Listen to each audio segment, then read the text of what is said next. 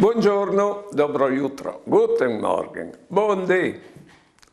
Frutaz, vi ho detto che c'è pa inculcano ne parviodi la televisione, non le noi a confronto dice che dopo pa incul viodile. Perché che, quando si viene robe, senza domandare con permesso, e plomme la pubblicità, e tu, che non ti interessa, tu giri su quell'altro canale, non si parisi, non si salvisi di pubblicità, magari si chiatela di là la stessa pubblicità di qua.